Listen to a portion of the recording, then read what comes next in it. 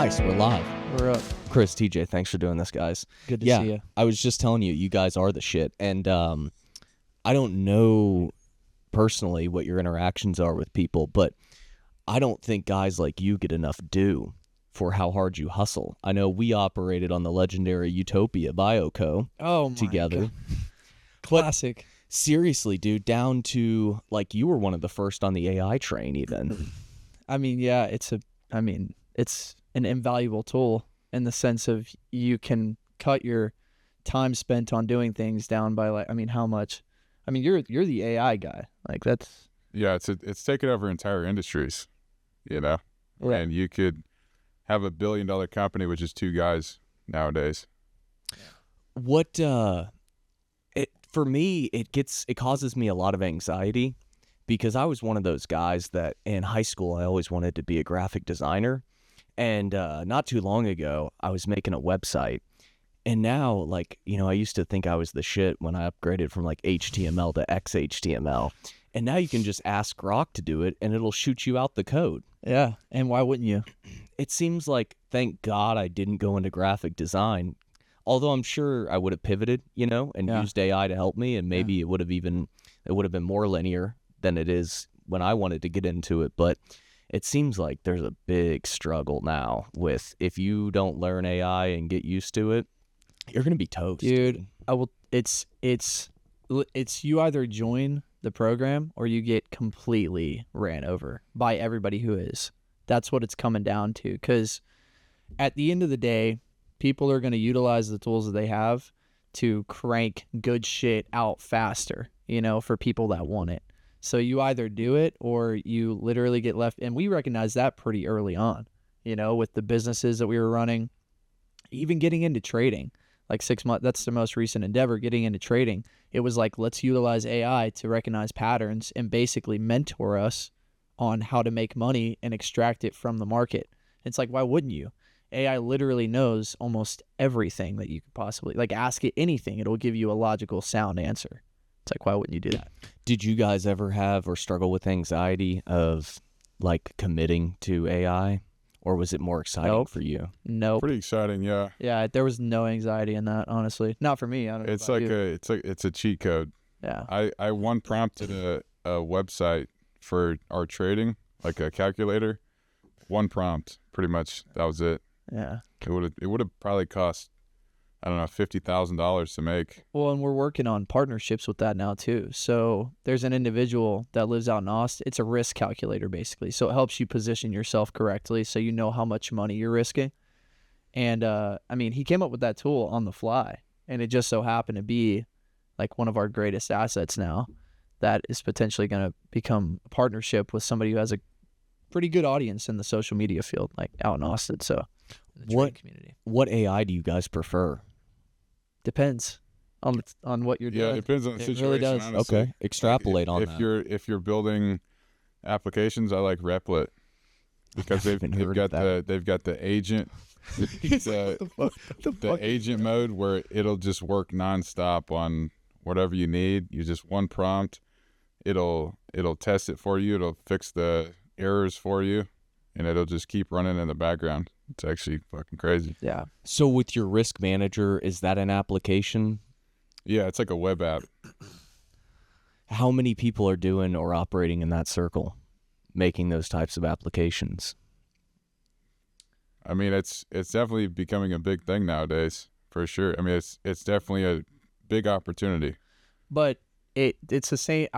Yes, I agree with that. I would say it's also the same thing that it comes down to with everything else. It's like people look into it because it's a big spotlight in the social media. You can create applications within, a few clicks and simple plain text, create X, Y, Z and make it do this, that, the third, It's like people are doing that because they think they can make money off of it. But it's not going to – people who really take advantage and take it seriously are the ones that are going to win, just like anything else. But it's getting saturated because people think they can become – those Indian dudes we talked to last night, we went out to P&L, and they were coders. Tech. Yeah, obviously. And they were freaking out because I asked them, do you think AI is going to take over your jobs? They're like, it already is. They were tripping. know? Yeah, they were tripping. And when we told them about trading, they were like, I mean, to be honest, they treated us like celebrities. Like, they were like, "Can we get a picture?" And I was like, "Yeah, I'm maybe." Of course, they played it up a little bit. But Yeah, I we was were talking like, to him because I needed some help with like making an automation for our trading, and they were like, "Yeah, I know this particular coding language and everything," and then we talked like we could maybe work something out, and they like got super hyped, like we were like their way out of the slums, you know. But we were dressed like pimps. We had the cigars. I mean, trading is going well too. So we have that like when you're doing good, that confidence really comes out. So you're like, you know, that's how I feel too. I feel like we figured out something. So I mean, yeah, they got the full energy of that. You guys have had a lot of reality checks with the ventures you guys have gone down. Oh my, a lot. Let's start though with this. When did you guys realize that you were like a little bit different? Because not everybody is cut out to be an entrepreneur. Not everyone thinks you're going to get rich overnight, as you were saying earlier, but that's not the case, and it's almost more work. Like Dana White religiously says over and over, like when you become your own boss, you're working every fucking day. Mm-hmm. What was like the biggest reality check for you to know that the hustle, you had it in you? I think when you just keep trying, and you just fail. And sometimes you even doubt yourself. So you kind of wonder, like, am I really cut out for this, you know? But at the end of the day, what tells you are cut out for it is whether or not you get up the next morning and try again, even though yesterday you shit the bed. The day before that, you shit the bed again. The day before that, you failed with whatever else. You know, if you keep trying, keep going, that tells you everything you need to know. And eventually you'll land on something. You'll land on something you're good at. You'll land on something you love, which is what happened with us in trading and why trading is going good, because it facilitates our freedom, you know, like what we want. You know, we want a lot of money so that we can be free and operate however the fuck we want to and not have anybody tell us what to do. You see? So like with that, I think you just have to keep trying, and eventually you realize like, damn, I am different, you know, I am going to become financially free. I am going to make it, and there's no other choice. There's no other option. It's either that or, you know, become a slave to the system for the rest of your fucking life, dude. And that's just not going to be a thing, bro. That's the worst. I'd rather be homeless. We talked about, I'd rather live on a fucking beach and sip coconuts and, you know, do it and like just not be involved in anything. Like I would not work a 9 to 5 for the rest of my life. What about like when guys want to hop into the space and they fail early? Does that speak like volumes to their whole lifestyle, you know? Because like you guys really, really do it all. I'm a big like nutrition guy, and like, not that I follow it religiously because I get fat and then skinny all the time. But hey, bro, I think that's all of us. But I feel like if you don't implement the things in your life that you're willing to do, there's no shot you're going to make it running your own business. Yeah. I mean, how many days are you getting up early and immediately opening that laptop, you know? How you do one thing is how you do everything. When you decided to just go full nuclear, quit your fucking jobs, and and nuclear we went. Yeah. Sure. In that time, dude, you guys are on a different level, because it was, I'm not leaving this fucking Messenger coffee until I've made enough money to pay my rent. I'm sure the doubt was wild. What about like the pushback from your guys' families? Oh my. Well, you just don't tell them. or you fucking do and just like watch them make fun of you, just like every you know, every Christmas it's like, how's that thing you're doing? And you're like 2 businesses later than that, like, fuck, I mean, it's going good, you know. You got to think, man, like everybody's been watching you year by year, like I'm gonna do it, guys, I'm gonna be financially, like I'm gonna do it, I'm gonna get, and you're always that weird kid at the fucking Christmas party that's like is like serving burritos and on the border, that's like living paycheck to paycheck, and everybody knows you don't have money, but nobody really talks about it. And then like, you know, they ask you, oh, how's that little thing you're doing? And yeah, it's just, man, we really did go nuclear when we quit though. I mean, that doubt was for sure there, man. Like, well, and any pushback at that point is devastating, I feel like, because you're really fragile. You've made a decision that could ultimately turn you into, it could put you back 5 or 10 years, you know? Oh, yeah. You're avoiding school, or you're avoiding this, or you turn down that big job opportunity, and then it doesn't work out, and now you have someone in your ear being like, oh, that's that little hobby you do. I mean, it takes a lot, dude. It really takes a lot. And that's why, like, part of me, I want to give you guys the due, because I've seen it for five or 6 years now with you guys. Thank you, There's man. no fucking quit in you boys. That really means a lot. Thank you. And I Appreciate hope that. it does, because I think you guys need to take care of yourselves mentally and know, like, look at all the trips you've gotten to go on. And I don't know, as far as TJ, how, if you've accompanied it, but like just making the connections in that world, in the finance world, and seeing you on a rooftop in Miami, as cringy as it sounds. No, it's, you know what I yeah. mean? That's legendary shit, dude. Man, I have to say too, we got to give this guy before the show. Like, this is why we work well together, because we both have aspects of our personalities that kind of jive perfectly. You know what I mean? Like, when I'm thinking big, he's behind the scenes thinking systems. How do we do shit detailed? How do we turn this big idea into something that's feasible, right? And then in the same way, like, sometimes he'll put on, like, you know, we call it the fuck it C4 vest, like, just ready to blow everything up into a billion little pieces. I'm like, whoa, like, let's, like, think about this, bro. Like, take it off, like, relax, you know?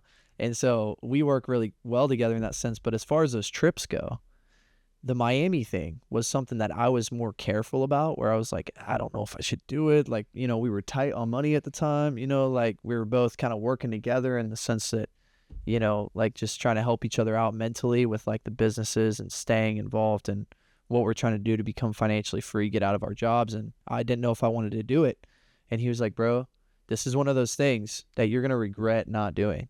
And dude, I'm so thankful that I took that leap and went out there and worked on what I did at the time. Even though I'm not involved in it now, it showed me a lot about getting involved socially with people and what it takes to lead as well. Because I went out there and led a sales team, essentially, like, on spot. So that whole thing was, like, just such an experience. So yeah, those trips, I mean, that, yeah. The biggest secret is fail faster. You can't be afraid to fail. Nobody can ever say that we're afraid to fail.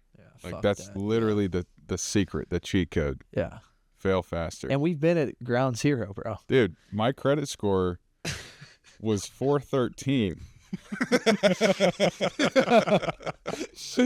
Bro, there was a time where I was about to get evicted from my apartment.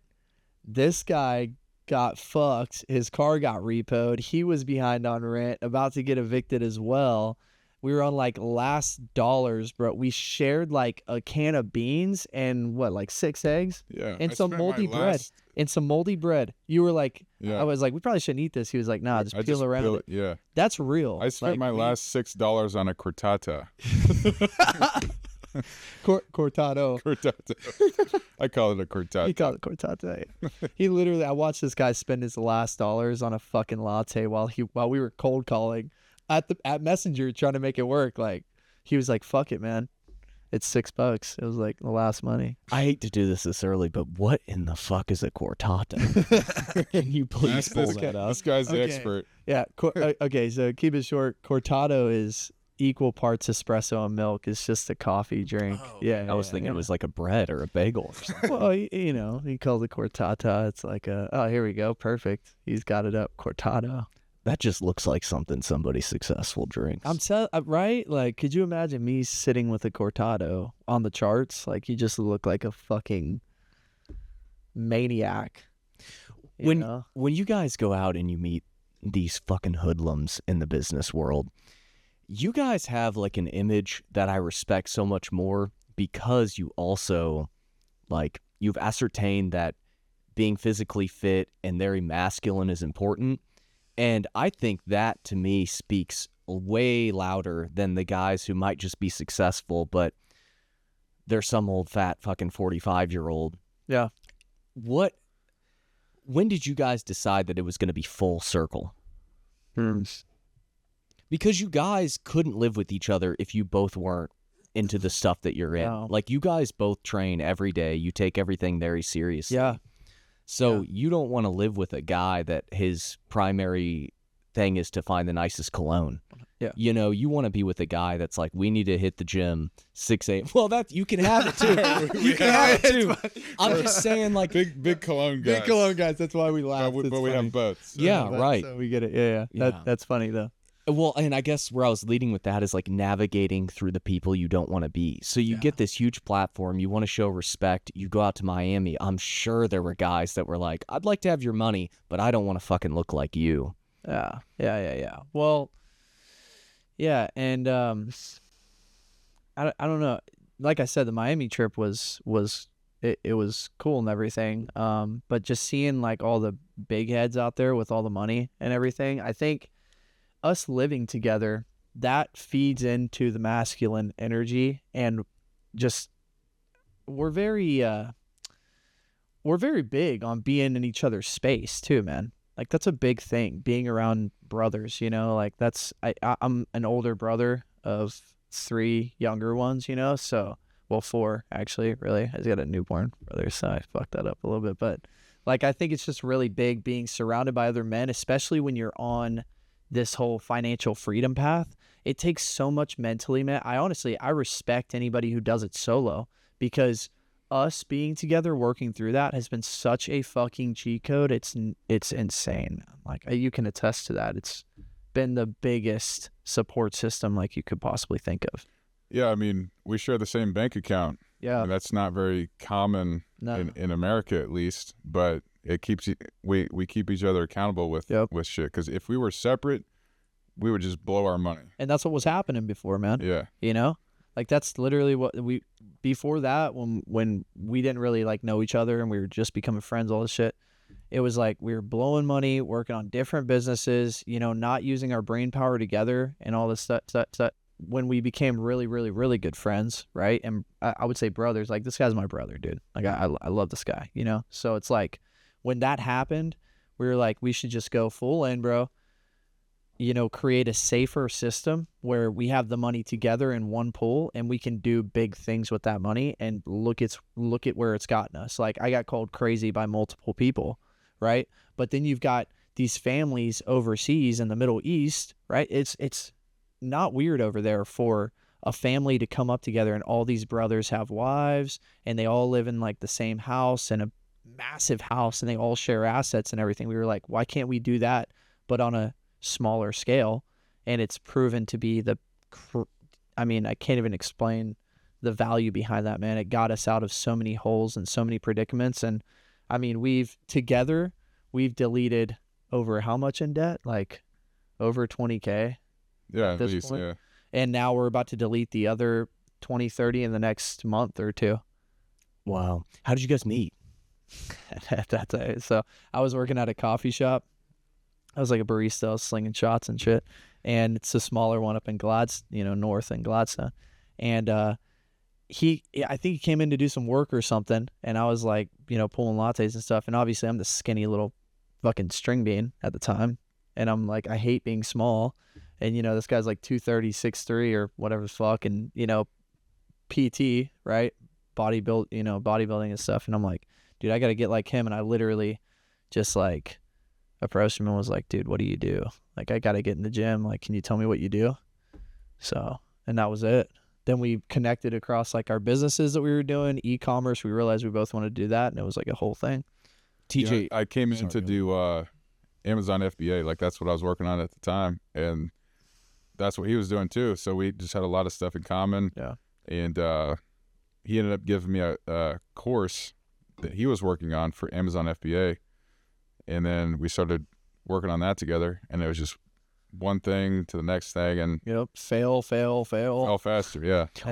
was Amazon FBA, and you'll have to tell me exactly what that is, but was that your first spark into entrepreneurship? No, we both had stuff going on before that too. What was the first thing you ever worked on? First thing, I think it was print on demand, like back when it first started. Did you think it was going to be easy? Oh, yeah, you think it's going to be a lot easier than it is. Yeah, I mean, I've been susceptible to that. I know, like when we tried to save Utopia, but I thought it was going to be easy. But you know what, man? Part of it was really good-hearted because that fucking product rocks, dude. And I know I tell you that so much, but it does. The taste is amazing. Yeah. It's one of the best coffees. I've had so many people who are like, oh, I do cream and sugar. And I'm like, no, dude. Not with this. You haven't had No. Utopia, the entrepreneur. Noah, that product, you know this, I told you this. That product came from my fucking soul, man. Yeah. Oh, I've heard. So it was like that came from my fucking heart, dude. Like that came from me living in a studio apartment, thinking of a product that would really solve problems. And then I was also a coffee geek, at the time, so I knew how to make good coffee and how it should be roasted and everything. And that product, man, that was like, yeah, that venture is not over.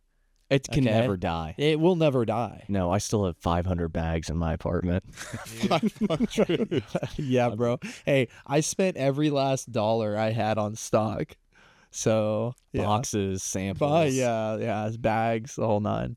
Do you ever get sad thinking about that? Sometimes, but not really because it's going to come back. Yeah. I mean, dude, like now that we have, trading is going well and the source of money is completely different than having like a day job and everything, that money has to go somewhere. It's got to be invested. And Utopia is still something I believe in wholeheartedly, and I know you do too. So Oh, my God. fucking talk about that. Well, now that I own the company. Yeah. Yeah, he basically took over. Majority shareholder. Yeah, he took over. Sold it to me for a penny. Fucking Sure, fucking Mark Zuckerberg, man, out of that shit. Tell people real quick just so they can understand, like, when you explained it to me, that's what really got me amped up to want to be a part of it, because I didn't realize, it's brewed in one place. They cleave the vitamins from an entire other state in the Midwest. Go through how that all came to fruition. Yeah, like how the coffee was made, Yeah. how I came up with all that. Okay, so at the time I was getting into nootropics and natural-based supplements to excel your functionality as a human, your brain functionality, your physical performance, all that stuff, right? And I was like, I love coffee. Coffee is something that people drink every single day. Why can't we just make it to where, they take their daily dose of nootropics that fuels the rest of their day and have it in one cup, so that they don't have to think about it separately? Because there's a lot of people out there that drink coffee and then they'll, take their supplement stack or whatever the fuck. And I was like, there's got to be a way to do this. Then I look into it, and apparently there's other brands out there doing it, adding nootropics and supplements into coffee. And I'm like, fuck these people. I can do it better. And then we did. I mean, I got to say, like, have you tried the other coffee product, like Four Sigmatic and all that shit? Yeah, well, one thing I didn't know until just recently was that a lot of those Four Sigmatic and the Rise, they're not real coffee. No. And that's what I tried to explain to so many people, that your product is separate. It's coffee that's actually infused with the vitamins and the lion's mane. Yeah. It's not something that tastes like coffee that has vitamins in it. Yeah, 100%. Yeah, and well, the mud water is kind of just something you mix in. It's like a chai. They call it a chai, but it's a fucking drink powder, man. You might as well. It's not a pre-workout, but it's like just a drink mix essentially. The coffee we made is actually real coffee, and I got the provider to basically mix in the nootropics how I wanted it. So I talked to that CEO at the manufacturer where they manufacture the coffee, where they take in all the nootropics and then they, they roast the coffee and do their thing and mix it in and everything. I talked to that guy and I was like, this is how I want it done. He was like, we can't do it like that. I was like, you're going to do it like that because this product is going to be fucking huge. And then we're going to come to you for all the stock. So, I mean, you're missing out here if you don't. And so he did. And then I got fucking 700 bags or whatever the fuck. And then never ordered again. Yeah. Well, dude, whatever company you got the nutrients from, I remember how crazy it was because we had to get on a 3-way call and you had to like enter a code just for them to allow me to have the source material to say, yeah, that's what's in it. Yeah. But then what I think is even crazier, and I'll let you furthermore extrapolate, but like then you send the coffee to New York, where then it gets bagged up. It's amazing, dude. It's really incredible. The logistics was crazy. I mean, for a guy, I have to say, for a guy that was, I mean, fuck, man, I was 21 at the time, 22. For a guy that was 21, living in a studio apartment in Kansas City that didn't have any kind of resources other than the income from his serving job and barista job, putting together all those logistics, like, going back to the entrepreneurship earlier, that's another thing is like you got to be willing to fucking make it happen. Even if it's extreme late nights, sleep deprivation, you're on your wit's end because you don't have any money. Like it's a whole thing, man. So that whole thing was nuts though. I mean, the bags came from one place, right? The coffee roaster was in New York. He was like, I need bags. I need the nootropics that you want. And all of that. So, I mean, they're in New York. The bags come from one place. The boxes that we put them in come from another spot. The fucking nootropics come from multiple different spots. Some, there's like 5 of them, right? So 3 of the supplements come from one provider, 2 from another. And so, yeah, those logistics were crazy. Getting everything there on time, making sure nobody's fucking around, making sure everything's in the same spot so nothing gets lost. You know, I mean, it was high pressure for sure, honestly. As a guy who's 21, how did you determine, obviously the science is clear now, but how did you determine that lion's mane was the route you wanted to go? Across the mushrooms, like what kind of mushroom I wanted. Well, so my vision for the coffee, that's really what did it. I was like, when somebody drinks this coffee, I want them to wake up, and I want that bloom effect. You know, I want people to wake up and be ready for the day. You know, socially active and everything. And lion's mane is one of those nootropic mushrooms that allows you to be more creative, and it also promotes dreams too. So a lot of people have dreams off lion's mane, like once they're taking it, and so that was all kind of part of the science. I wanted people to like feel that, and it ended up being a perfect match too. Across all the other nootropics, the stack it worked within the stack, you know? So how long from inception to the first bag that you were able to hold in your hands? So, I mean, man, dude, the bag design took like a month. It took like a month in and of itself. I was fucking around on Canva like 8 hours a day for literally a month. It was crazy. And then it's funny, the final bag design happened all within like a few hours at the end of the month. All the other designs went out the fucking window, so kind of crazy. But I would say with that, probably 6 months. Probably 6 months from the time I had the idea, Utopia Coffee. Okay. Bag in hand. Yeah, 6 months. That's crazy. Funny part. Yeah. Nobody knew anything about it other than a fella I used to meet up with, my friend at the time, Chris Vargas. Saw him a long time ago, and we would meet up on Saturdays just to talk shop, play chess, like talk about our lives, you know, whatever, because neither one of us had a lot of friends. We were working, etc. And he watched me come up with that idea, and then 6 months later, we met up in the same spot we always do. I popped out with the bag, and he was like, "What the fuck is this?" And I was like, "This is what I've been working on, dude." So that was kind of a funny thing. Nobody else knew about it. What a cool moment, though, to be able to show God, that physically and tangibly. Big entrepreneur moment, even though it never worked out. Yeah. Ironically, it was called The Entrepreneurs also. Yeah. The name, right? Yeah. I mean, it was... I think there was a branding issue there, but for it's such a small market. I know. TJ, when did you learn, and then what similarities do you draw now between like understanding that even a business investment is something that you're going to be banking on the interest of? Yeah, so I've always said I'm going to be rich since I was 8 years old. At that time, it was baseball. You know, I was going to be a professional athlete. But then it's just, you know, you just keep trying different things. Like, how am I going to get rich, you know? And just, fail faster. But like understanding that your investment into a business is actually, what's the interest rate on this? It's no different really than investing in a stock or a trade, right? What do you mean? So like if you have a bag of coffee and you have a coffee company and you decide it's going to cost me $20,000 to get this running, you are looking at the numbers analytically saying, well, in 7 years, I think that I'm going to get 30% interest on this, which is way more than most trades if you want to suck your money into like a 401k or whatever. Was that like a big epiphany for you guys when you realized that from my perspective, it all works the exact same? Like when you're day trading, you're looking at the interest. What am I going to make from this trade? And in business, the interest can be huge, because maybe the initial cost are way more significant. You might be risking 20,000 versus 1,000, but the result in the end could be making 150,000 as opposed to you might make $500 off of a trade. Do you guys think like that? I mean, trading, to be honest, it's just very expedited in the whole buy something, whatever the product is, and selling it. I mean, it's literally instantaneous. Yeah. And you can scale it up to however much you want.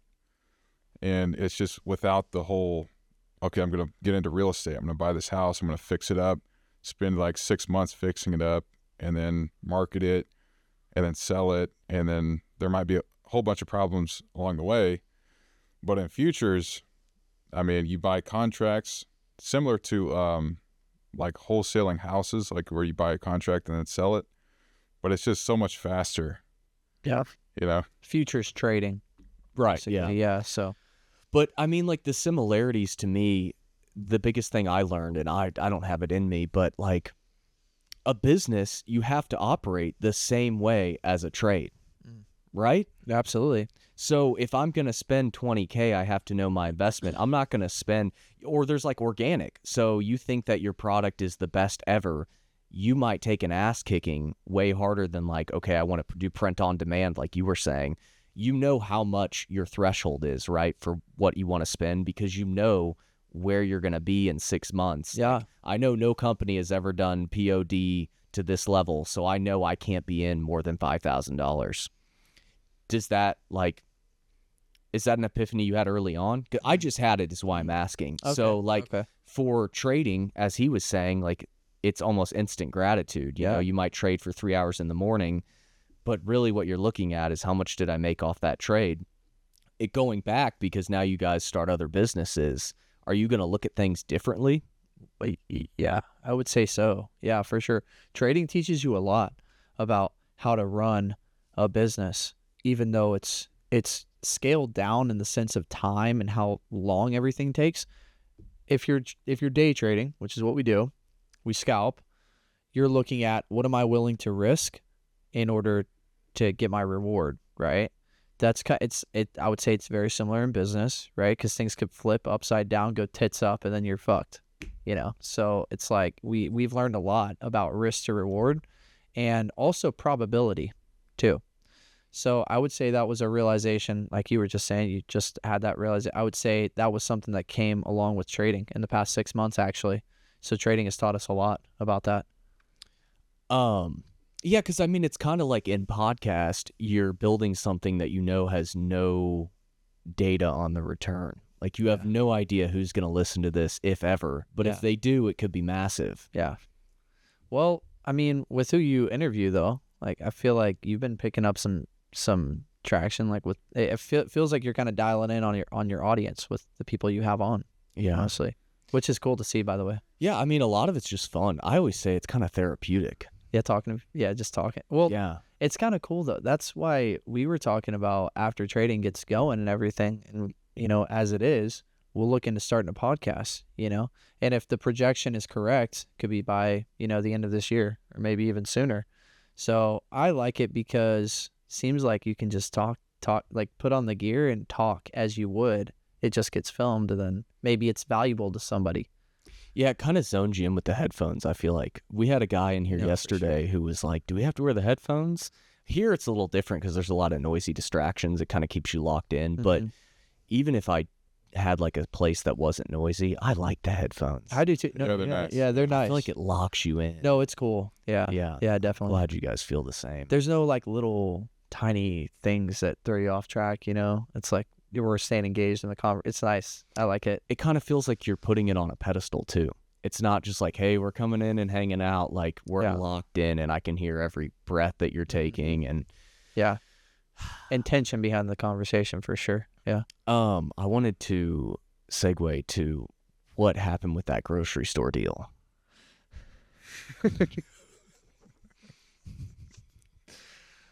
Fantastic segue. Well, I found some stuff out later about how that works. I think that whole thing went 10 toes up. it did. 100%. Okay, that's what I thought. Well, dude, so I told you different things as that whole shenanigans was happening. I told you some things too, right? With the community grocers.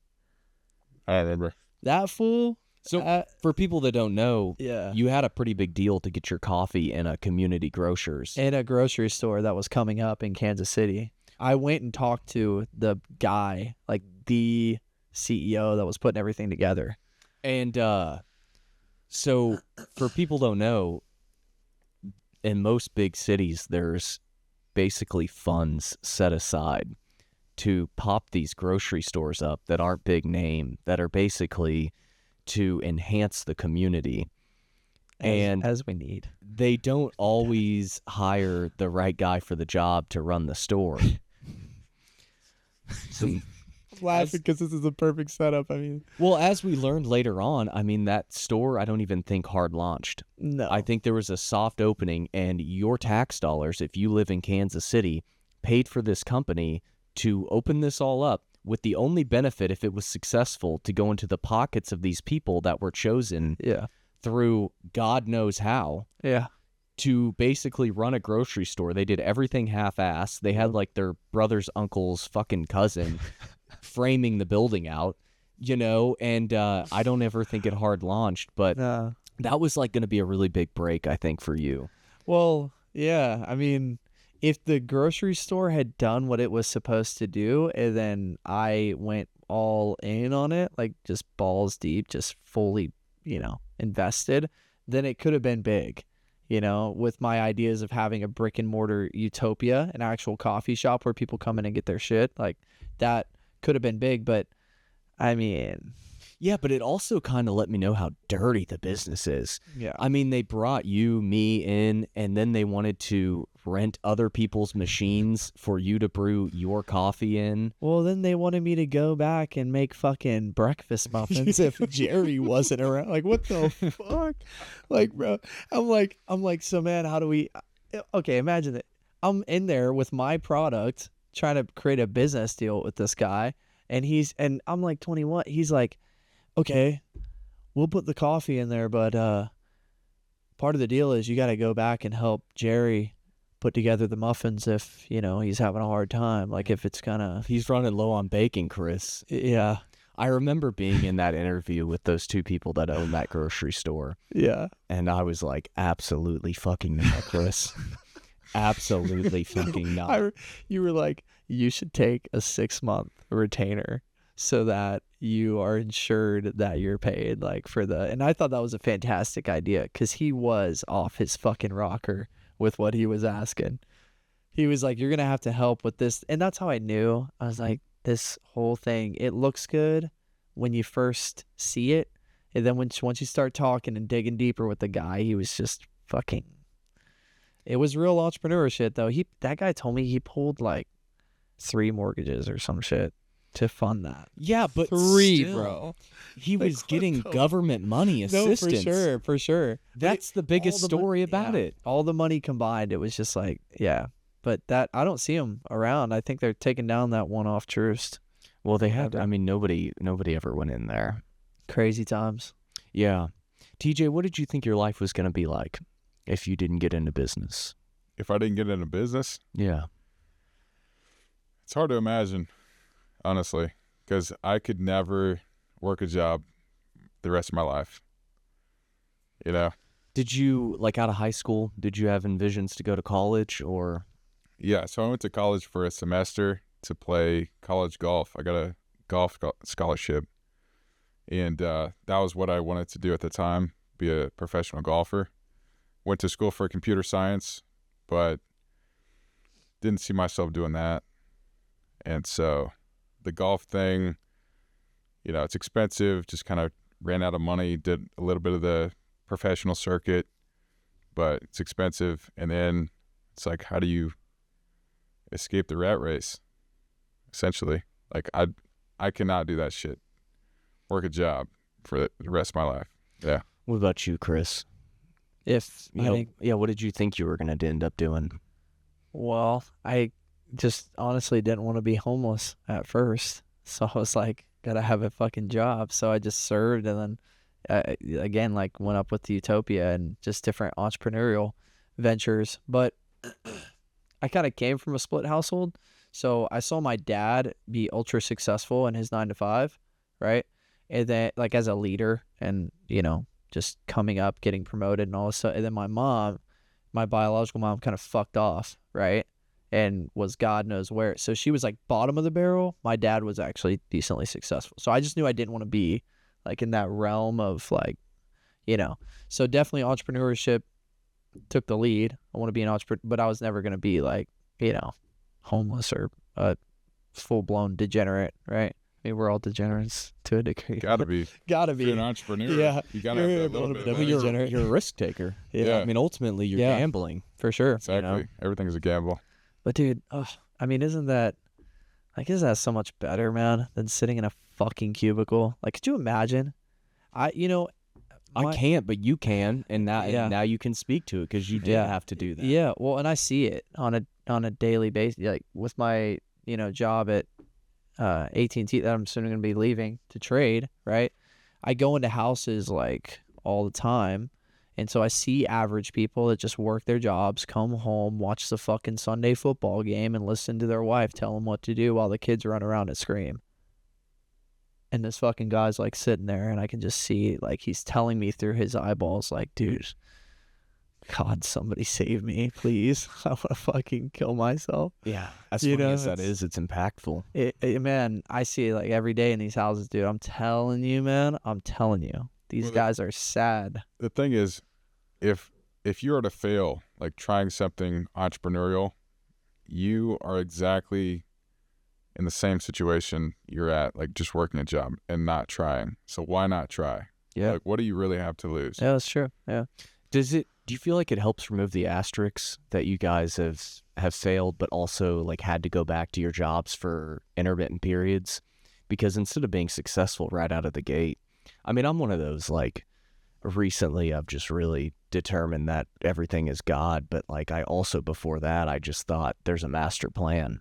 And sometimes things just work out exactly how they're supposed to be. Yeah. I mean, your guys' trajectory, does it feel just natural when you look back? Like, thank God we weren't successful then, or I could have, Dude. fallen right into, I mean, thank God that sales Yes. job you were at, or thank God, Yes. you're not personal training, and just thinking that's enough, you know? Yeah. I'll let you get in because I know you have some things to say about it, but I will say, we were having a conversation the other day.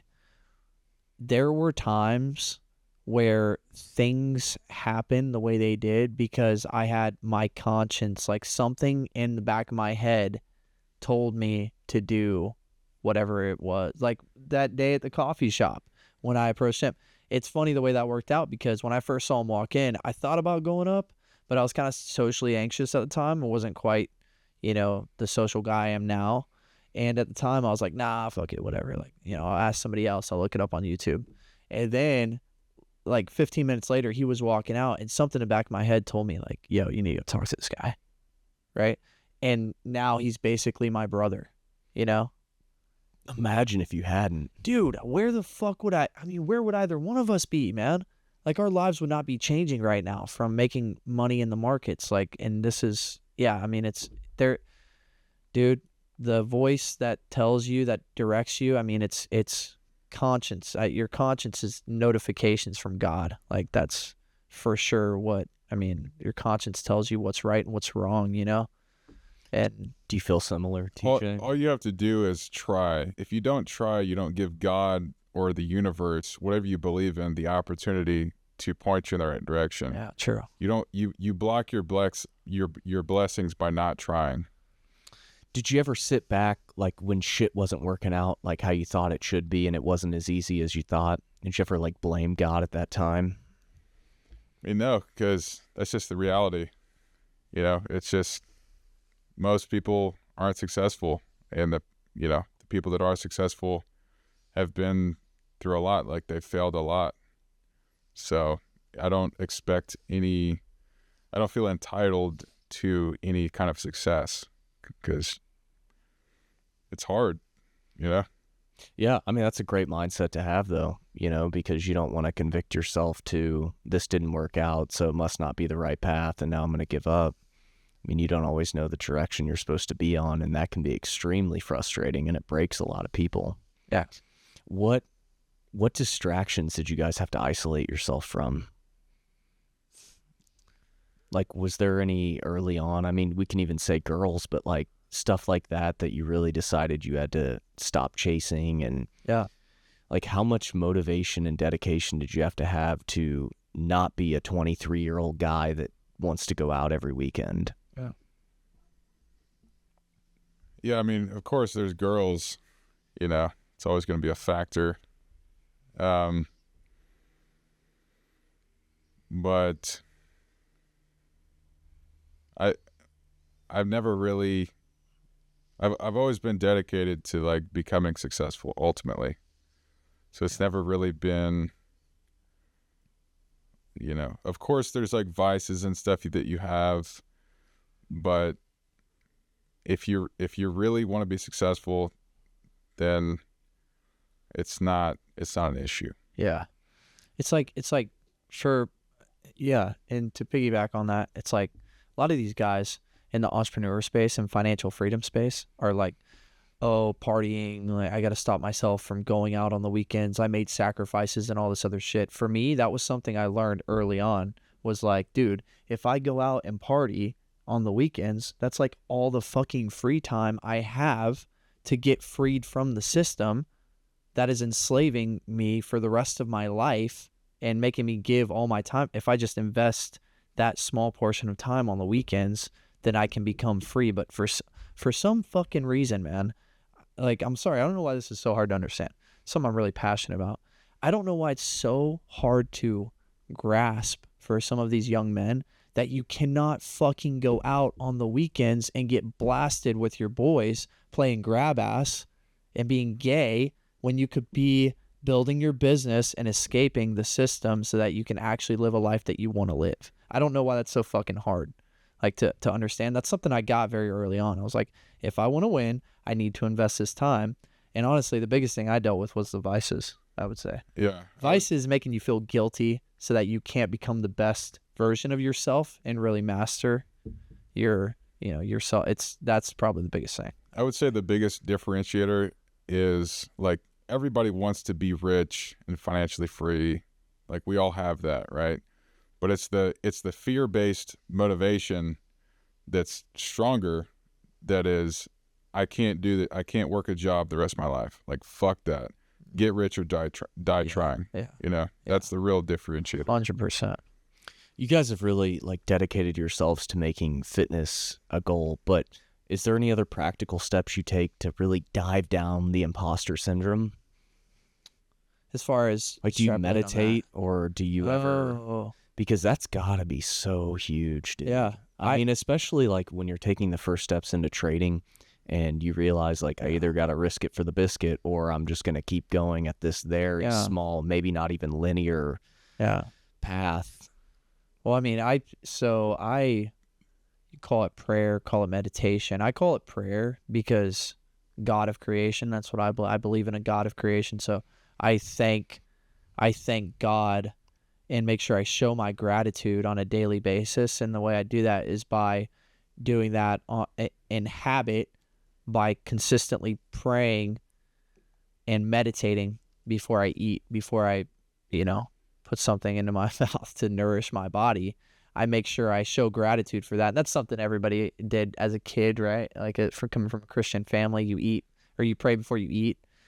And I do that, but I make sure I show gratitude. And I think in the beginning when we first started trading, that's what kept me evenly keeled, was doing that, so that I made sure that I knew that there was a higher power backing me, and it was that fuel to keep going even though we were failing all the time. Then as we started to gain some success, it was like, I need to do this because the God of creation has given me this opportunity to completely just take over, and now I can, and I'm blessed with this opportunity and these wins. So I need to do that. So it kind of like transition, but that was one thing that helped me a lot. Yeah, it's very important to be grateful for what you have now. Yeah. Because it's easy to get attached to like being successful and all the things you could do and all of that. But that's just going to put you in a bad mind state to do anything entrepreneurial, What challenges do you guys see as the biggest ones that may arise for you guys as you keep to grow and you keep leveling up? You guys like just talked about risk analysis, and you just said that you basically have a plan. Yeah. I forgot the terms you used, but if everything goes well, this is our plan a year out from now. Yeah. To be a planner like that is so. Jesse Pringle was in here and he was talking about, for one, I couldn't believe Jesse Pringle. Do you know who he is? Yeah. It's the reason this guy's nose looks like that. If you can see my nose and how flat it is, motherfucker broke my nose like 3 times. So. Do you know how old he is? Take a guess. Oh wait, yeah. Is he like 25? Or? No. Do you know Jesse Pringle? What he looks like? Bald guy. I mean, I've seen him a couple of times. But. Well, that's a great guess. I thought he was like 38. He's 52. What the fuck? I was way off. But that's one thing that maybe I'm thinking of a different guy. Yeah, that's one thing he talked about was he was like, I ground myself every day and I plan every single day. And he was like, just start with a weekly. But to him, he knows what he's going to eat 2 weeks before because he's doing so much and he travels back and forth all the time. And so I was asking about like risk management. Mm-hmm. What do you guys see as like the next big steps for you? We talked about this recently. Obviously, different goals with money and everything. You can say more about this. I know you want to get involved in golf. Yeah, so I still want to pursue professional golf, and that's pretty expensive to do. Something I want to do, but other than that, I want to create like a financial fortress for my family, for the people that I care about. And so that looks like investments and assets, real estate, and things of that nature. Just keep trading, find more ways to become more profitable with trading and things like that. And pretty much same. I want to do the same, provide for the family, obviously get deeper involved in fighting and training. That's got to become a daily practice as I'm getting out of the job and trading full time. So, but after that, we talked about this, being my fucking right hand man, pretty much, having my back support right here. It's like, I told him one thing that's very important to me now, especially with everything happening with, Epstein files, Kirk getting fucking murdered. Like, when was that? September 10th. September. There you go. Yeah. So that one thing I want to do is get involved politically, because I know I have a power to be able to speak to people and convey my ideas to a crowd. I've done it before, and I think my skill set with talking to people, my confidence is just, it's going exponential at this point. And I just feel so good about the things I believe, and I want to get that shit out there, and it takes money to do that. So I really want to become integrated into the, political field with everything that's going on right now, man. There's so much evil in the world, dude, that's got to be fucking handled by somebody who gives a fuck. And it's just like, there's guys out there that are doing it, but I think I can take a new angle on it, So that's going to be an ambition. Do you have the drive to get politically involved? We talked not about politically. this. Yeah. No. I told him, I was like, dude, you gotta have my back. I'll be the back end guy. I'll be like, he's got this vision. Yeah. I'll be like, I'll work out the systems, what needs to happen in order to make that happen. But no, I just want Nobody I trust more than to make sure I don't get fucking blasted in the neck, by the way. Okay, like like him doing security, dude, I couldn't imagine anybody else doing it. Like if I were doing that type of thing where I was going to camp, like, or whatever, I couldn't imagine anybody else doing security. Like, this guy is so fucking dialed on details and shit. Like, yeah. big systems guy. Yeah. Big systems guy. Do you The timing, perfect. what do you think blasted him in the neck? Oh, don't get me started. No, please. Oh, let's okay, go. let's So get, let's many go get theories started. here. Then. Yeah. Well, you saw the videos. Like there were things about the mic. I don't know, man. That seems a little far fetched for me.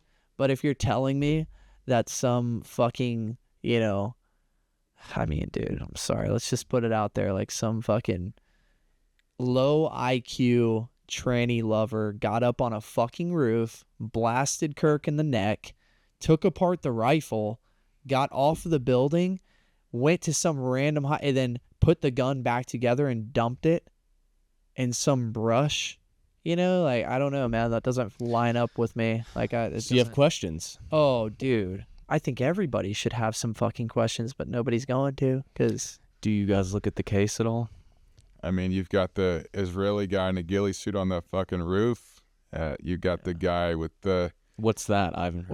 wait, that. yeah. Suppose there's a video of this dude in a ghillie suit, like with the rifle. It's like off to the side, like from a different vantage point than.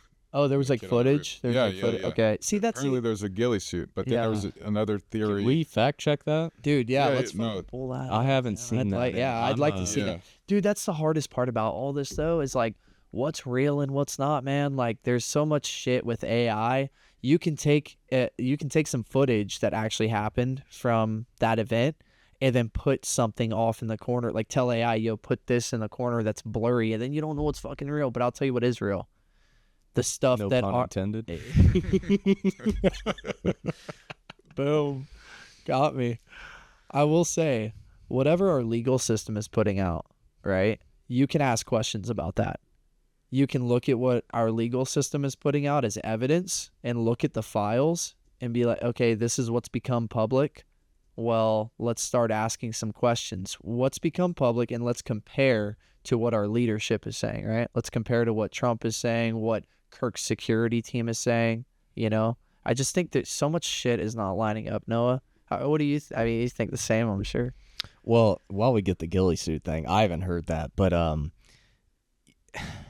dude, where'd they find the screwdriver? Oh, I don't know. I didn't see that part. So they find it? found the screwdriver with DNA on the roof.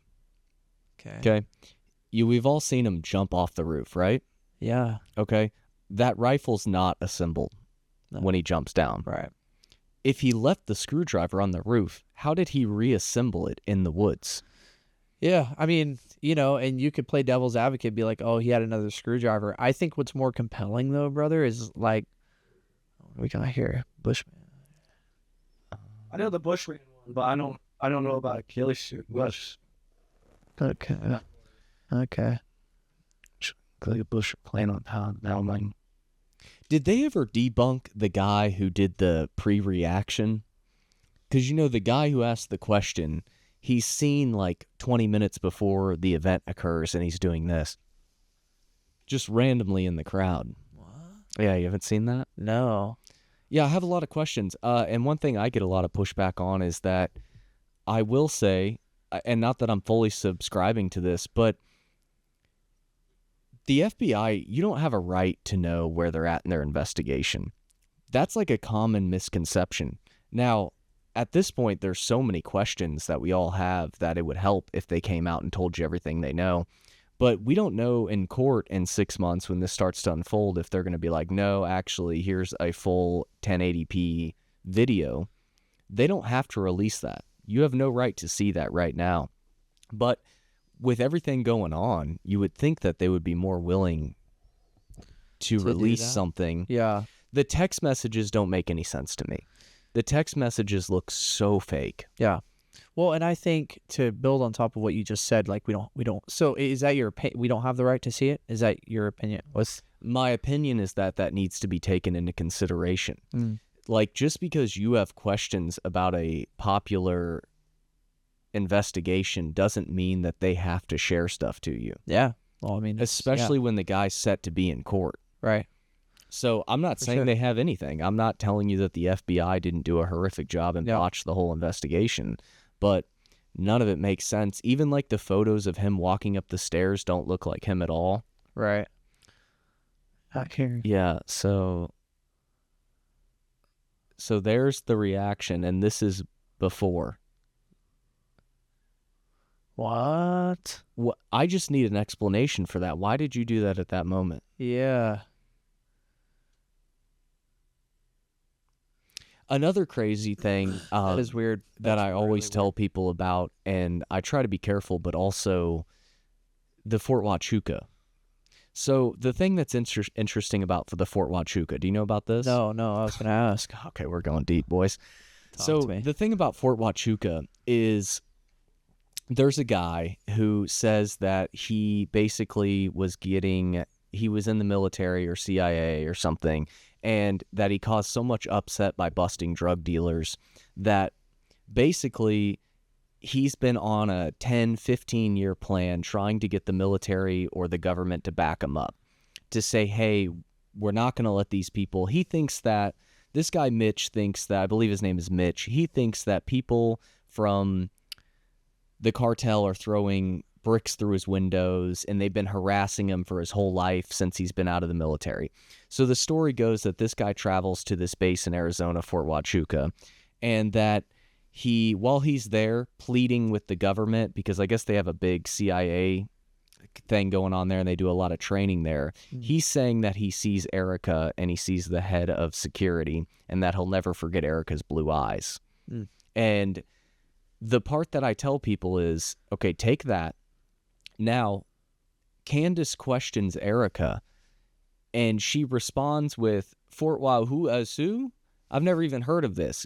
Turns out in like 2010, 11, she actually filmed a movie that involved this base. Stop. So why wouldn't she just come out and say, yeah, I know exactly what that is. It's actually funny. I filmed a movie there that was never released 15 years ago. Yeah. Why would you pretend like you've never heard of a base called Fort Huachuca? Yeah, man. See, some things aren't lining up, man. And that's where it gets to be like, I'm not asking the FBI to release their full hand, but there's so much shit that's bizarre that I kind of feel like they need to be making a bigger correspondence. Yeah, and you got to ask these questions too. Like, okay, let's go down that route though. What happens if the FBI releases what they have? What the people know what happened? What happens to a public murder? Like, what happens? Here's the problem, Chris. Yeah. The problem is that if they release everything, this is the argument. Sure. I'm not saying this is what I believe. Sure, I want to hear this. The argument is that if they release everything they have, they've already had to vote out certain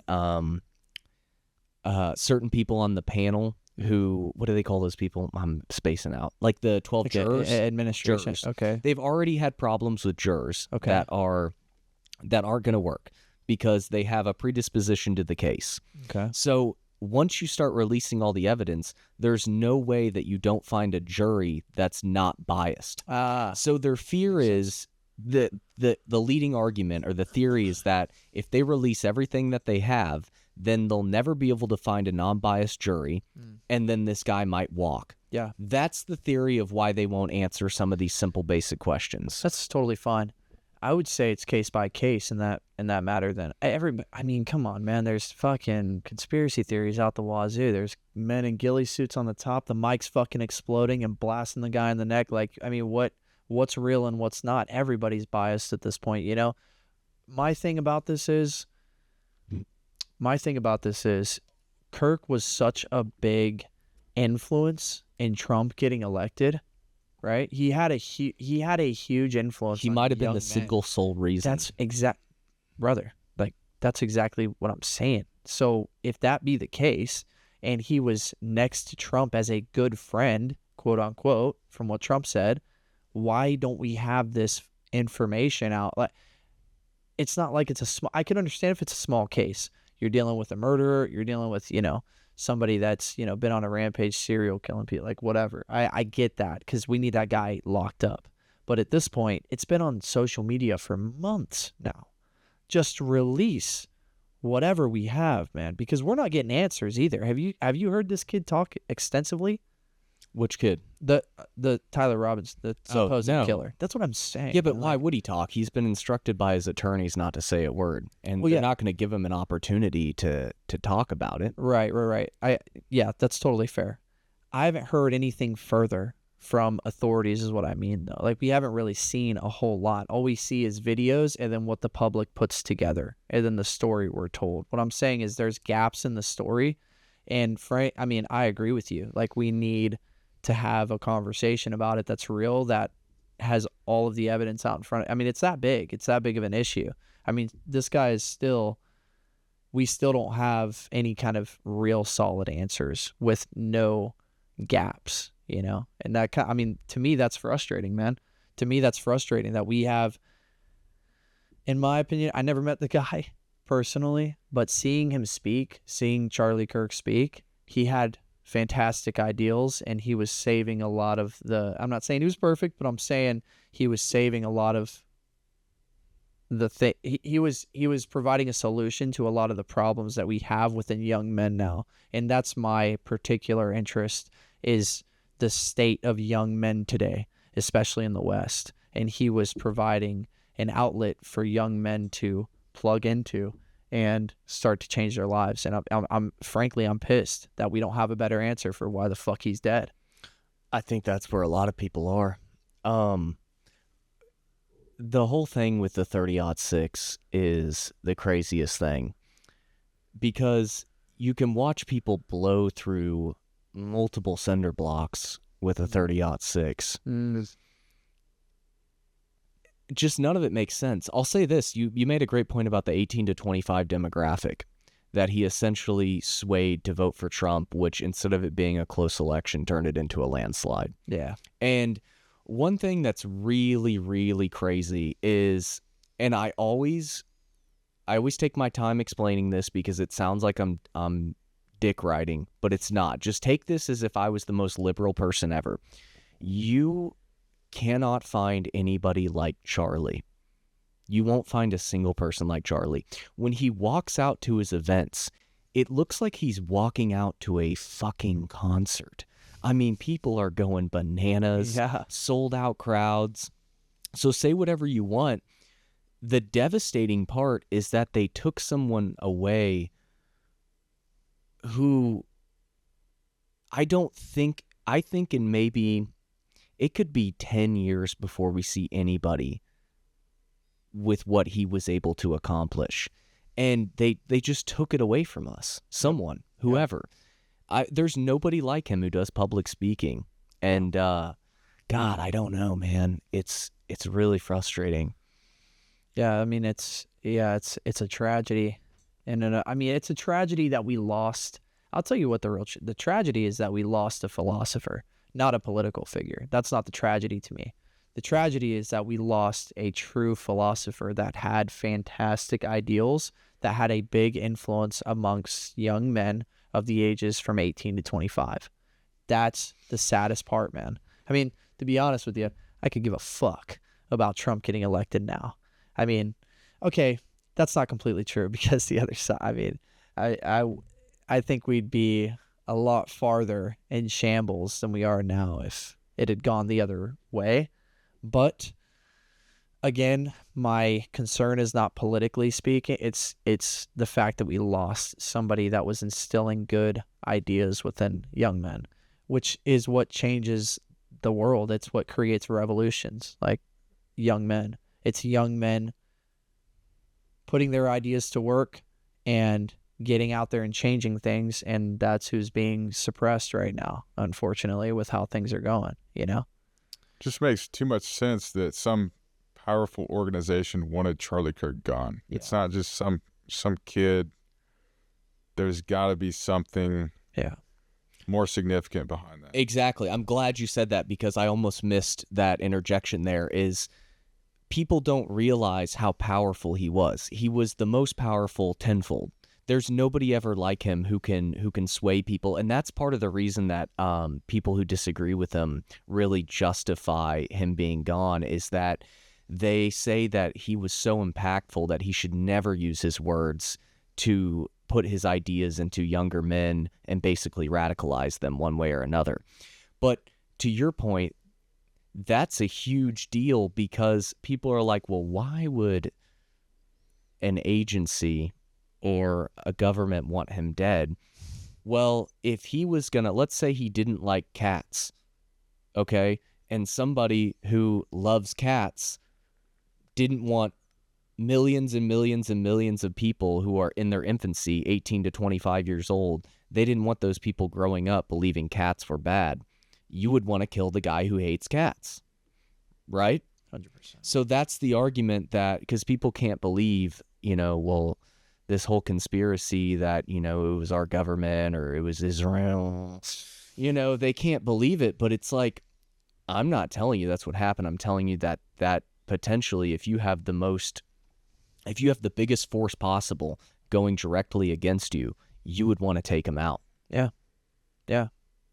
Well, it seems as though that Kirk had a bit of a ideological shift when it came to supporting Israel, or not, especially with the donors that he got. So let's fucking talk about that, because nobody wants to talk about how about a month prior he was like, hey, these Israeli donors have some explaining to do. You know what he said word for word confirmed that text message has been confirmed that he was dropping his support for Israel. He said that. What that means, I don't know, but that is word for word what he texted, and it's been confirmed through multiple sources that those texts were real. There's too many gaps in that too. I mean, think about everybody who's ever gone against Israel as well, and the United States of America's support for Israel and us giving them money. Think about that. Think about everybody who's ever gone against that whole, that whole idea. I mean, they all get fucking smoked. You look at social media, influencers that talk about that.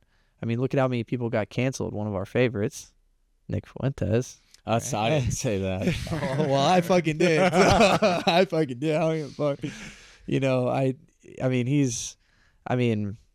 I think it's odd, that pattern. I've recognized a pattern in that whoever goes against Israel kind of gets either canceled or fucking smoked, so. Can you pull up that picture I texted you earlier? The shirt, the crew neck from the Epstein files? Oh, this should be interesting. This is one of those things. Okay, let me tell you about Fuentes here, because I have a problem with people who, like, who's that younger blonde-haired guy? Really incredible speaker, very high intelligence. He's very liberal. He just debated somebody. God, what is his name? It's not Dean Withers. Do you know who that is? I recognize the name. It's not Dean Withers, but it's another guy. I listen to him all the time, and I disagree with all his ideas. Yeah. And that's one thing I don't really... Okay. This is in the Epstein files, okay? Here's why this is significant. Because if you have any debates with people and they're like, why do you think that this guy was Israel, Mossad, whatever? Well, dude, I couldn't even tell you what the IDF was until 6 months ago. Why does this guy have a crew neck from 2008 in his house? That's a good fucking point. He obviously had some relationship, but people will tell you straight up that there's no relationship and he wasn't a spy and he wasn't working for this. Well, who cares, whatever. He clearly knew about something that I didn't know about until 6 months ago. Yeah. Yeah. To me, that's a little weird. Well, where the fuck did he get his money, man? That's, I don't know. Have you watched the Steve Bannon interview? Nah, not yet. So, yeah, I was crazy. Yeah. Crazy. But where, man? Like, where did all that money come from, dude? To me, makes the most sense that it would be donors. Yeah. Well, okay, on the Fuentes thing real quick, is just like, I have a real problem with people who won't listen to people who have things to share. I said to the guy that we had in here yesterday that a lot of people who do my job, when they have to do their hospital clinicals, because they know they're going to be working on an ambulance, but when they do their hospital clinicals, it's just killing time to get those numbers. And I had a different approach where I really felt very blessed and kind of guilty when a doctor would take 15, 20 minutes to talk to me. I feel like I'm able to talk to somebody that I would have never been able to be in a room with. And that is almost exactly how I feel about Fuentes. He is so intelligent that he did like 3 or 4 shows where he broke down almost every single email and he debunked a lot of the like sucking the bloods from the babies and things like I that. saw that. Now, I'm not telling, because now, if I don't know if you heard, there's like another 3 million files. We're going deep. So Alex We're fucking there, Jones, man. yeah, Let's it's do fine, it. it's fine. We're fucking there. Alex Jones gets on social media last night, and he tells everybody that there was a meeting yesterday morning, and Trump went nuclear and said he was going to fire everybody if they didn't release, because there were 6 million files. Yeah, and they released I 3.5 million. Yeah, I heard So about that. he told people supposedly that they were going to fire everyone if they didn't release the other 3 million unredacted. He's not involved, is what he says. And so I guess they did. The only news people to break this story from me coming in here was the New York Post. Nobody else has broken the story that 3 million additional files were released last night. Kind of interesting. Very interesting. So we'll see what we get from that. Yeah, it's what? Where was I going with that phone? Yeah, so I have a problem with people who won't take the time to listen to somebody that has a lot to offer. Yeah. Well, and here's the thing. You said it earlier. You listened to I listened to that guy. Here, I'll what pull is up his the- name? Yeah. I'll pull it up. Well, and see while you do that, so that's my thing too, right? Is even if you don't think you fully agree with somebody and their ideals, you still kind of want to hear them out. That is if you want to be well versed in your debate, in a topic. How are you supposed to debate your position and properly defend your position if you can't even fucking understand what the other side is saying, man? You know what I mean? Like you got to properly be able to defend what you're talking about by understanding why the opposing side is wrong. Yeah, I think that's a big problem, honestly. Like Democrats, Republicans. Yes, bro. It's yes. like you got to at least understand the other side. Yes. Understand that line of thinking. Yeah. It's like, okay, I understand why you would think that way. Like that makes logical sense why you would think that way. And then This is why you're yeah, you can't just be so black and Yes. white. Like I agree with everything this side says. I agree with everything this side says. right. Yeah. God, I'm just not gonna be able to find it. That's okay, man. It'll come to me like out of nowhere. But the point is that you listen to the opposing side so that you can properly defend your position and Right. understand why. Because mind you, in these ideas, there is one singular truth. Typically, I mean, there's not really a lot of things. It's as far as opinions go and all that. Sure, people have their opinions, but if you want to properly try and find the closest thing to the truth, it's like you got to understand both sides and not stray away from one just because you don't like it. It's a big problem with a lot of extreme leftists now, is you will not catch an extreme leftist listening to a Trump speech for an hour. You won't. You won't catch it, brother. Dude. You won't. Try to look up a video of a large-scale right-wing protest where they're treating somebody with an opposition as poorly as we've seen. Yeah. Try to do it. I hate to draw conclusions like that, but it's true. it's the You truth, can't man. find it. It's the you truth. can't find it. But Yeah. it's also like we won the election. The people who voted for Trump won the election, so maybe we just haven't seen it yet. Yeah. I'm open to everything. But like for instance, this guy I was listening to yesterday, he pushed back on a right-wing commentator and said something like, "Well, how did Biden open the border?" And it was a great question because I really had no idea. Yeah. And so I learned through that conversation that I was like, "Oh, maybe there was no policy that opened the border and I'm just fucking cooked."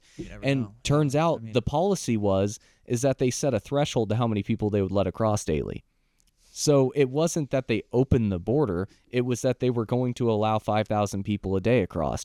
So now I got my answer Right. for something I had no idea Yes. about. But yeah, I was radically supporting a closed border without even understanding what they Right. did to fix it. Right. And I mean, it's all a learning thing. And I feel like not very many people are willing to sit down and take the emotion out of it because it's very emotional. Yeah, man. And it goes the other way too, by the way. I mean, I should have said that. It goes the other way too. You won't catch a hard right conservative, right? That's all about Trump and, they're flying Trump flags on their fucking F-150s and all. You won't catch them listening to an hour-long speech of Kamala.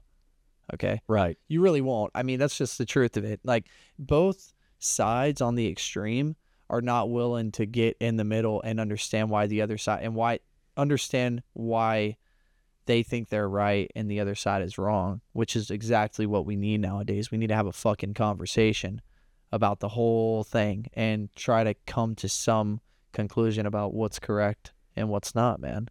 Because this is the divide. That's the divide. The answer usually is somewhere in between both extremes. Yeah. You know? Yeah. Like if we just both understand why each other thinks this way and come to some kind of compromise.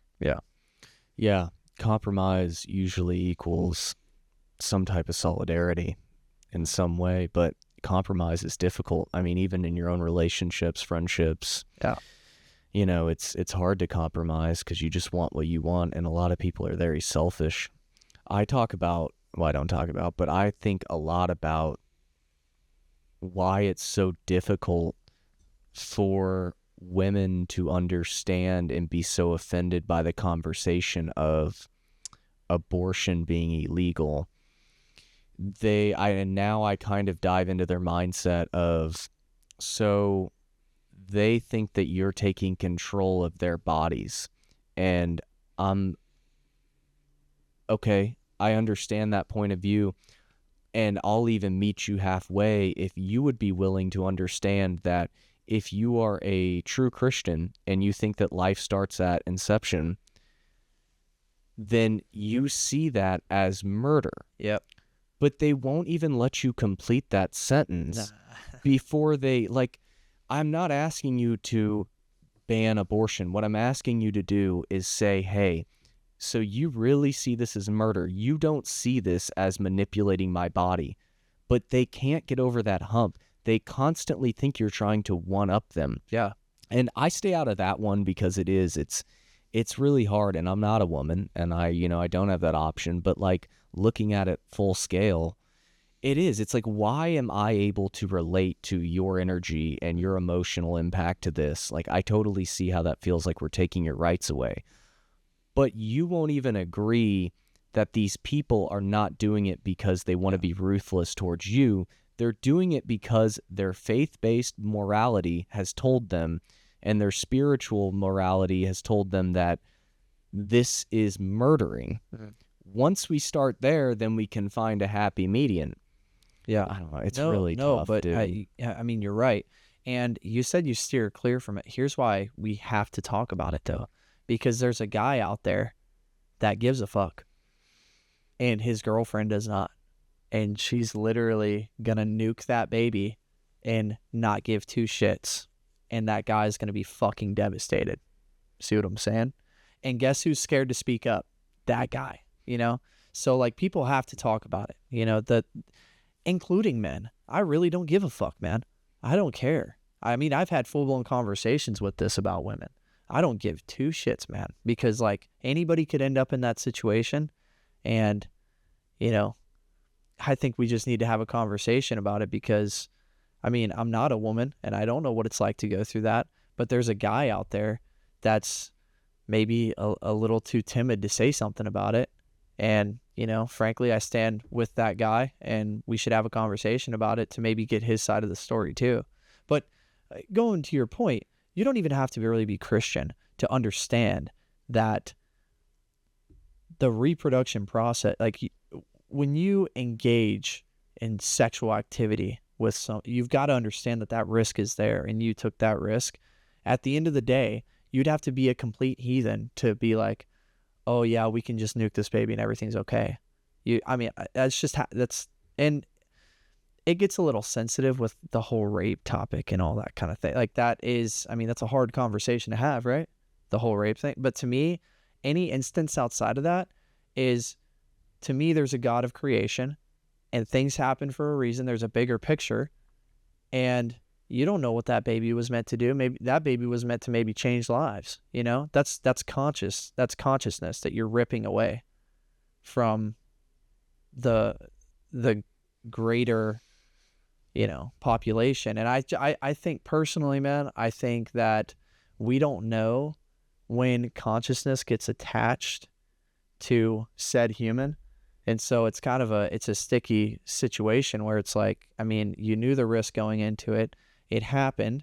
And honestly, if you really didn't want it to happen and you didn't want that trauma, then you shouldn't have done anything in the first place, because it's hedonistic to go into it and be like, I just want to have sex and have fun and be totally, free of any kind of risk that comes along with that. That's hedonistic. So if you really wanted to steer clear of that and like not hurt your significant other, maybe the man in this case, then, just steer away from that until you're ready to have kids. I mean, there's a lot of fake Christians, right? And I think that's what these people on the left turn to, is they say, well, you don't really believe that, But if I really believed life started at inception, I really thought you were murdering children, I really thought people should not be polyamorous, they should be monogamous. If I really thought that, truly, just steel man me for a second here. Where is the downfall of that in society? Yeah. There is none. There's only growth and personal freedom and safety. That's it. There is no downfall to society if you truly were living by that code of conduct. Yes. Yeah. What's the worst thing that's going to happen? You're going to have sex with one person and you're going to have children and you're going to remain in a stable nuclear family. Yes. What is the issue with that? Yeah. Well, that's the problem, though. You know what the issue is? Fucking responsibility. That's the problem. These fucking people are not responsible for shit. Have you noticed that? When you have a conversation with a lot of these people that have these ideals, they don't hold themselves accountable for much. I implore you to try that. Next time you're speaking to somebody that are of these ideals that we're talking about, see if they really have some kind of level of accountability, because I've noticed through my pattern recognition that they don't. And I think that's probably the scariest thing, is like, you got all these fucking hoes out here wanting to party and fuck, and then they have a kid and it's like, oh my God, responsibility, I'm going to be a oh, no. It's selfish, frankly. Fucking selfish. I haven't met a single person that having a kid didn't put their life in a trajectory of positivity. Yes. I have not met a single person, dude. Every single person I've met that had a kid, whether by accident or intentional, their life has been on a trajectory that was only positive, more secure, and they took out a lot of, they isolated themselves from, like what we were talking about earlier, distractions.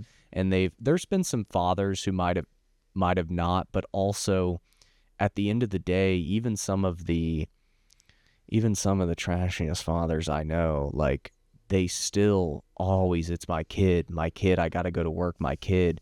And here I am, or someone else is, and we're just bitching about clocking in for work for the day. Yeah. And these people don't think like that. And it really, one thing that this guy said yesterday, and I hear this a lot from like Rogan, so I'm totally copying this, but he was talking about this guy that we had on the show. When you start to see people as babies rather than as adults, it changes your whole ability to feel compassion. Wow. And that's something I want to kind of start practicing, is like, if I really hate this person and I hate their behavior, why are they like this? Yeah. But it's a technique and it's a tool, and you have to be able to use it, because otherwise it's not going to be effective. Yeah. That's, you were talking about this the other day, empathy. Through, hearing people out and being empathetic, with people. So that's a good point. Yeah. Yeah. Do you guys feel like, back to the trading a little bit, does it leave a little bit of the passion out about, like, you were saying you wanted to get back to golf, but do you feel like eventually the excitement of it will just be an income source for you to do what you want? Do you guys have other objectives, business-wise, that you want to work on? Not personally like the golf, but do you have other things that you've put a back seat to that you guys have worked on? Because you've been a part of so many things. For me, trading is like something that I really, truly enjoy doing. So yeah, different things with that, like automations and algorithms and things like that. That's something I'm very interested in. I was very good in math and science and things like that. And then golf is like what I ultimately wanted to do. So, that's like financial freedom with trading and being able to play golf and take care of my family and all that stuff. That's like the dream for me. But even building systems just to trade better is essentially working towards a monetary goal, which, I think a lot of us grow up when we realize that money isn't always the answer. But it's like oxygen. You can't live without it. Even if you're altruistic and you want to make a difference.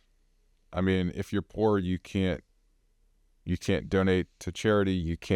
You're very limited on what you can actually do. So if you really want to make a difference, you have to make money. It's kind of like what I was saying earlier. Yeah, money's the vehicle, right? So with my endeavors and wanting to get political and make an influence amongst young men, because I truly have a heart for young men, and like I said before, I was an older brother. You need the money to be able to do that. You need the money for campaigning. You need the money for equipment. You need the money to be able to make content and be free and travel and make your statement and make it loud. You know what I mean? So, yeah, I mean, the more ways to make fucking more money.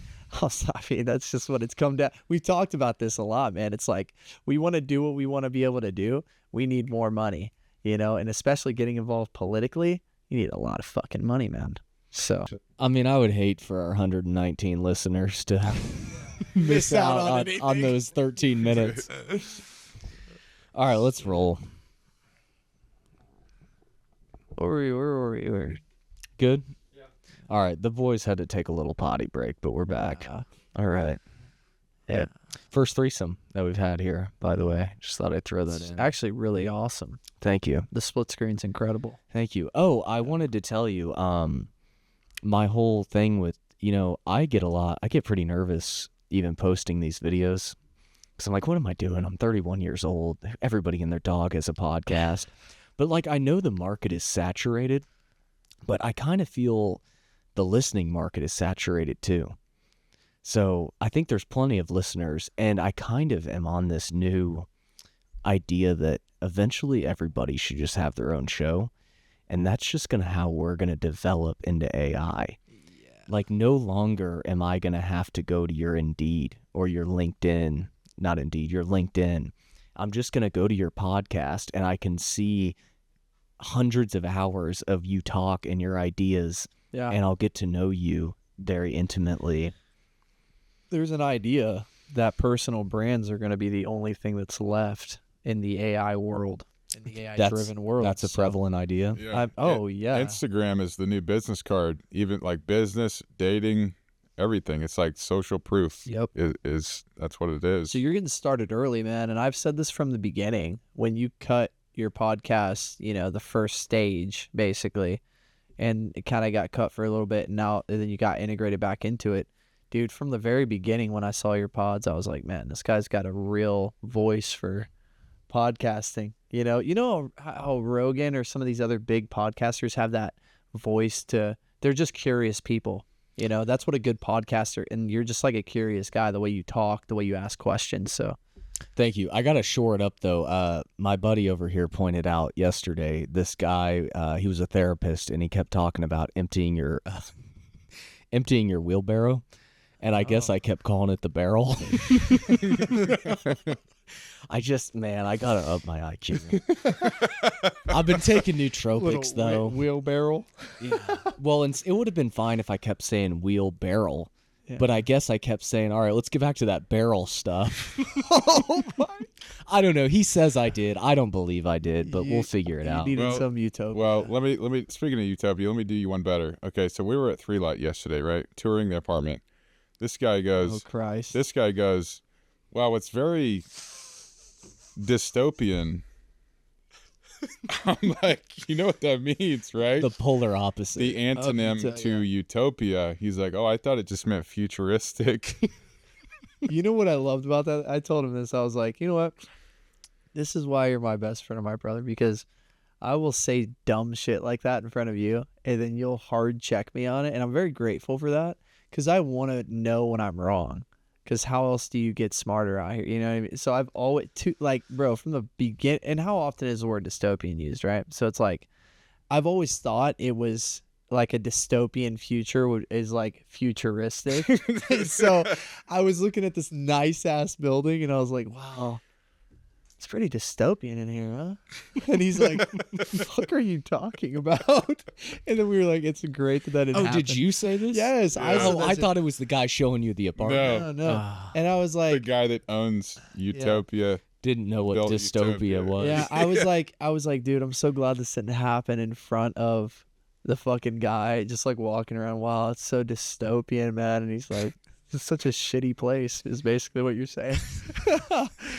Dude, my mom will never let me live down this story. It was in 2013, so that's my excuse. I'd like just got my EMT license, and she was like asking me how one of my first shifts went or whatever, and I was like, yeah, we had to have this guy sign an Alfred David.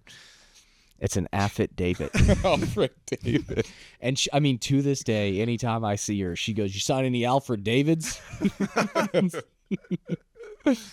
Oh man. Practically, how do you want to bring Utopia back? Like when you think about the future of that. Yeah, I mean, I was gonna talk to you about this. I saw these cool little nootropic pouches in the Quick Trip the other day, and we talked about that at a point where we were like, it'd be cool if we put the stack that's in the coffee in a different deliverable, right? So it's like a pouch, Like a gel, I think we talked something about. like we talked about that, yeah. And I think it would be cool to put it in something like, I think the pouches are a little bit over, because if somebody's gonna buy pouches, they're buying the fucking Nicotine, yeah, they're buying nicotine and stuff. Like they're not buying that nootropic shit, you know. I think what would be cool and what would be very marketable is like an electrolyte pouch, like the type pouches you find in an electrolyte package, you know. I think that would be cool, but with the nootropic stack in it, because not everybody likes coffee. That would be the way to go, I think. My ex buys these chocolate bars that are just lion's mane and cordyceps, but they're great. You just eat one square a day, but they're like real dark chocolate, so they do kind of like Cover yeah, the they taste, kind of yeah. give you, well, they also give you like a satisfaction, you know, of eating something sweet. the healthier chocolate too. Yeah. It's the whole thing. Kind of stays in your teeth, so you don't feel like you're craving sugar. Yeah. Yeah, no, for real. Yeah, Yeah, that would be cool. yeah, that'd be great. Utopia chocolate. Yeah. Mm-hmm.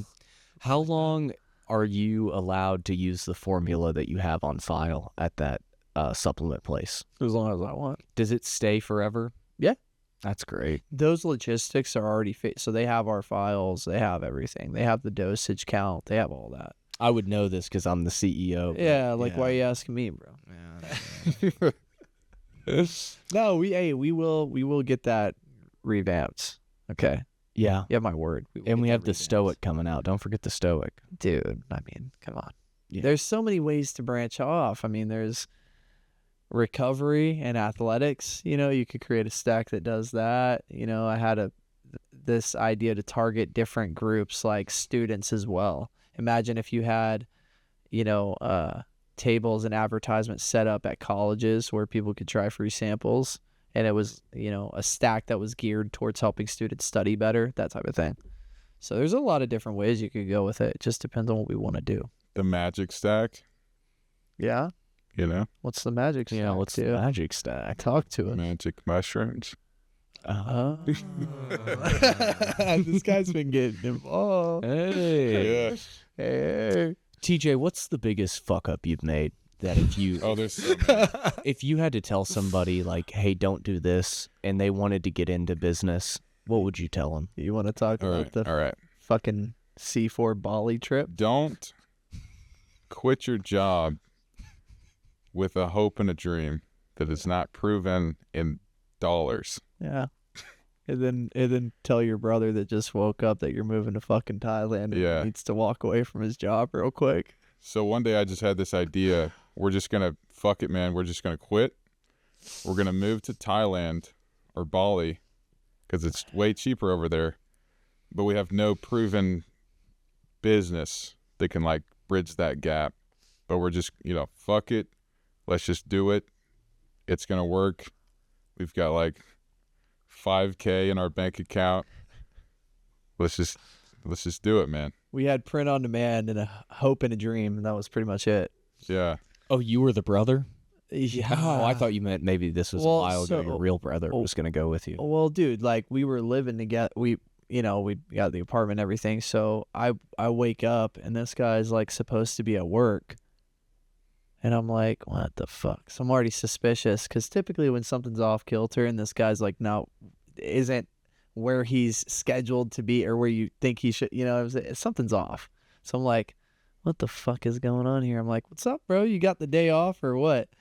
And he's like, basically fully been psyoped by ChatGPT to fucking get us out of our jobs, take our money, and literally blow everything up here and just burn the boats and dip out to Thailand.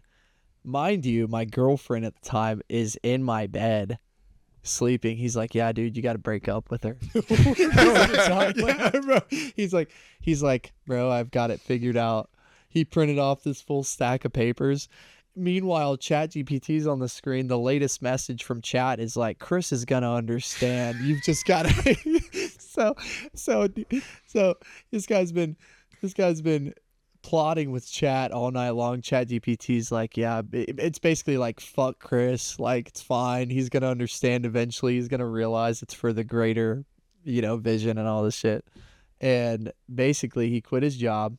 His shirts were like halfway hanging out the trash can, the work shirts, and he's like, and he's got these papers, dude. His room's cleaned up with his shit, bro. His room's like kind of taken apart, and the lights are all on, like as if you were leaving for a fucking trip, but we're getting the fuck out of the States and we're staying in Thailand for But God knows how that's long. the thing. You got to have that mindset. Yeah, you do.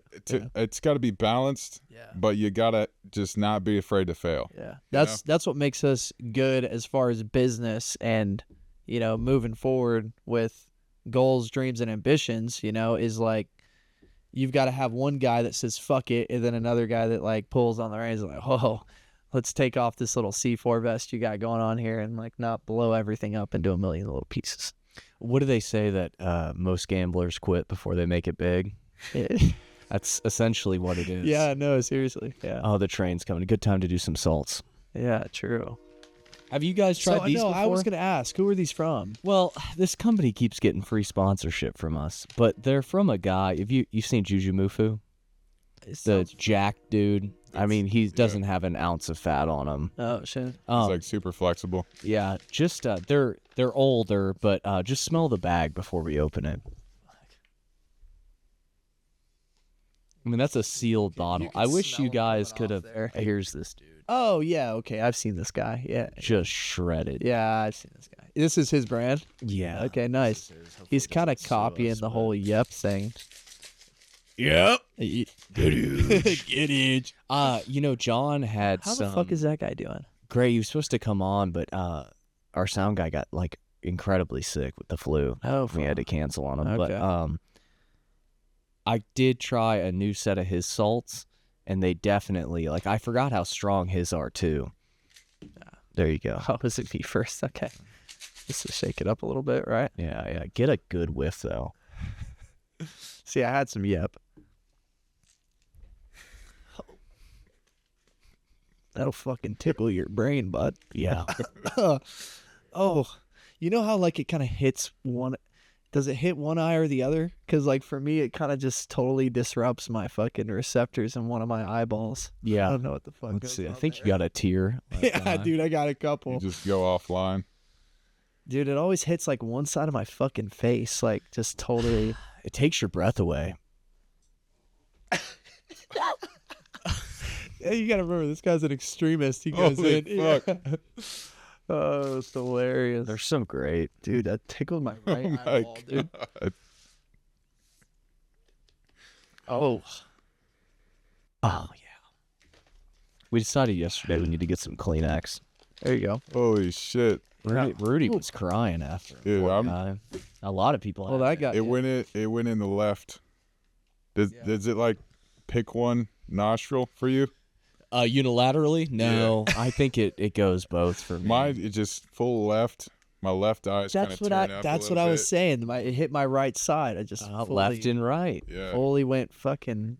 Maybe twitch that's just the valve that's open. I Yeah, guess. because they kind of vary. Those are strong, man. That's some good shit. I wish you could have seen them when they had the. I also find it weird. It says NH on there. Oh, okay. You know, like What's NH. that about? NH. They're like made for me. Wow. Yeah. Incredible. Where the fuck is the sponsorship, man? I know. Shout out Juju Mufu. Give us some stuff, Come please. on, man. You know, they integrated Grok into Twitter, and that's pretty cool too. No surprise with what everything Elon is doing. I mean, Well, it's great because I've been tweeting about the Nancy Guthrie case, like nonstop, and it's been getting. I have a tweet that hit like 3,000 views, which isn't a lot, but I'm just some actually, random that's- guy. I mean, Yeah, that's pretty good, bro. and it got like 20 reshares or whatever, and it's cool because like I wanted to put a photo of someone did a sketch artist of what they think the person looks like under the mask, and the eyes look just like the brother of Annie Guthrie, Tommaso Cioni, and they like, of course, they won't come out and say if they interviewed him yet or not, but I just was able to go over one tab to Grok and say, put these images next to each other, and then immediately went over to the right tab, and then I was able to share two Interesting. images. Wow. Dude, that's one thing. And we were talking about AI earlier. That's the coolest thing about what Elon's doing. If you think about everything he's doing here on Earth, it's kind of like staging him and gearing him up to be successful whenever he tries to move a portion of humanity to Mars. You know? Yeah. He's doing Optimus, right? And then he's doing Grok. He's doing the Boring Company. You know, he's got SpaceX. He's got The internet. internet. What is the service called? Starlink. Starlink. Yeah, he's doing that. I mean, dude, like everything he's doing here is kind of gearing him up to be successful over there. You know, take the fucking robots and Grok, integrate, let him go build shit. Dude, he's got a fucking starship that he catches with chopsticks. Like, I mean, how crazy is that shit? One thing I'll never let the Elon haters live down is when he went and rescued those people from space that got left up there 9 more months. Yes, They were up dude. there 9 more months than expected, or Yeah. 10 more months. Yeah. And he went up and got them. And he said on a podcast that he could have got them like 8 months earlier. And they refused to let him do it because he was a giant Trump supporter. Yeah, where the fuck was NASA? Isn't Yeah. that crazy? That's wild, man. NASA. Yeah, Are you kidding me? couldn't do it. They lost all of the information to get back to the moon. Yeah. That's the thing. This guy blew up 20 rockets in the amount of time that it took NASA to, like, just think about everything. Yeah. When you think about it, thinking about stuff is gay, right? If you sit there and just think about it instead of just doing it, it's gay. Unless it's moving to Thailand and blowing up everything you have here. But even then, at least we'd have a fucking story to tell. Yeah, you and that's know? true. You know, we would have gotten a lot more done then.